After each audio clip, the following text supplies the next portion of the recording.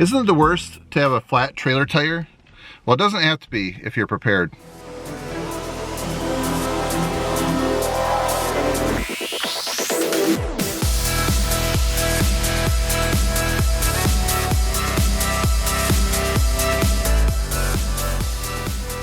In the last 15 years, I'm going to guess that I probably hauled the trailer for at least probably 100,000 miles or so, or more. So I have a lot of experience hauling that, and at least 2 times in that 100,000 mile journey, I've had a flat tire on my trailer. And the one time that was really bad, I was hauling a dump trailer.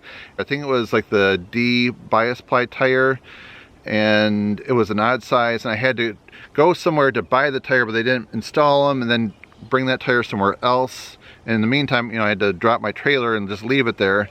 It was weighted down full of concrete blocks. And I wasted a half a day, and that was just so frustrating. The whole trip back and forth, I was just so mad that I didn't have like a $150 spare or whatever that size tire is. Dump trailer tires are pretty good size. So now I always have a spare tire on my trailer, as you can see. So what I'm gonna do, my challenge is I'm gonna switch this tire with another one, and I'm hoping that I can do it in less than 10 minutes. Because if you're stranded on the side of the road with a flat tire, and with if you're carrying the right tools, which I normally have a truck box on my truck, but right now I'm hauling firewood, so I don't have that box. But if you have everything locked up in your truck box, the proper tools, if it's a battery powered tools, just having it charged or having a spare battery on hand, I think you can do it in less than 10 minutes. My goal is to be closer to 5 than 10. So my challenge today is to change a trailer tire from the spare and mount them both back on, this one to the spare to the back corner, and the back corner back on this right here. If I can do it between 5 and 10 minutes, but closer to 5, then I'm gonna win the challenge. So what do you think? Can I do it in closer to 5? So like in less than 7.5 minutes. All right, so let's get started.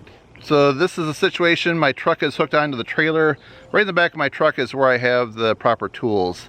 So I'm going to start off first by jacking that up and taking that tire off, and then swapping the spare with that and using a power tool, a battery powered impact.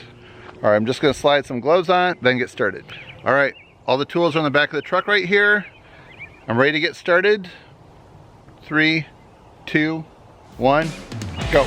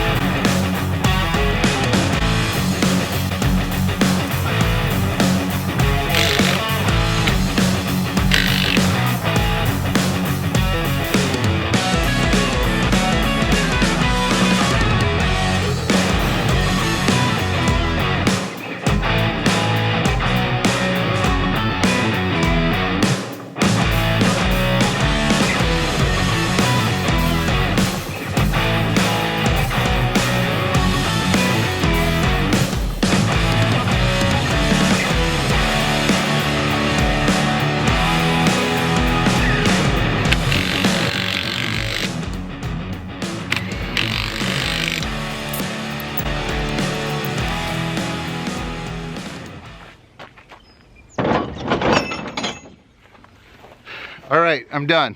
All right, so a little disclaimer, when you get home, check the tightness of the lug nuts. So I think on here it's like 95 foot-pounds, 85 or 95, somewhere in there. So just check with your trailer manufacturer and see what it says and do it accordingly.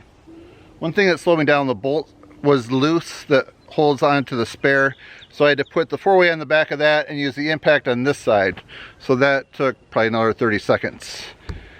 So I'm going to time this as I watch and do the editing, and we'll see what my time is, and then I'll respond to it in my workshop because it's going to be dark by the time I get to the editing part. And the timing, I just want to clarify, that's actually taking the tools out, raising the trailer up, swapping the tires, and then putting the tools away.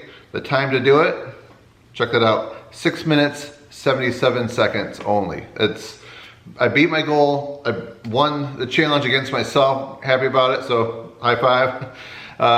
For me, like one of my little life hacks, I guess you could say, is if something comes along that's kind of frustrating, if you time how long it takes, if it's like less than 10 minutes, instead of getting frustrated about it and thinking, oh, I gotta, you know, go do that, and it's gotta get these tools out. If you time it, you know it's just like 10 minutes or something, a short period of time, then I think for me, it gives me some extra enthusiasm to go into the job, time it, and see if you can beat your record. So for me, sometimes that's a fun way to do some chores or certain tasks that, you know, aren't as pleasant. All right, so my question today, if you've ever had a flat on a trailer and you weren't prepared, please put a comment down below how long you think it delayed you. For me, when it happened, the trailers were new and I had relatively new tires on it with really thick tread. So I kind of thought I was immune to getting a flat. Well, little did I know you could pick up nails or screws somewhere, especially like being in the construction business.